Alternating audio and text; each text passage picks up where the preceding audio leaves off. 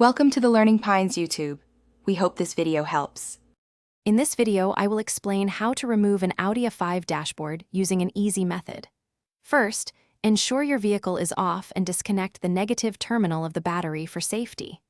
Next, gently pry off the side trim panels on both the driver and passenger sides. Then, remove the lower dashboard panels and footwell covers.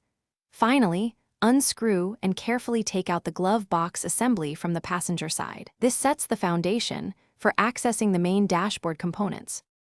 Moving to the center console, you will need to remove the radio unit first, along with any surrounding trim.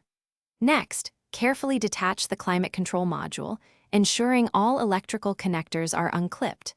Then, unscrew and gently pull out the instrument cluster from its housing. Remember to disconnect all wiring harnesses from these central components as you go, keeping track of each connection for reassembly. Now for the main dashboard panel. Locate and remove all visible screws that secure the dashboard to the vehicle's frame. Pay close attention to areas behind air vents or under trim pieces, as hidden screws are common. Carefully disconnect any remaining electrical connectors or wiring harnesses that might still be attached. With all fasteners and connections free, gently lift and pull the dashboard panel away from the frame, taking care not to damage any components.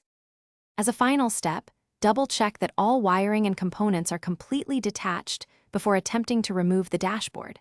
Carefully maneuver the entire dashboard out of the vehicle, ensuring it clears the steering column and door frames. To make reinstallation easier, organize all removed screws and parts, perhaps labeling them. Reassembly is simply reversing these steps, ensuring all connections are secure and screws are tightened to their proper specifications.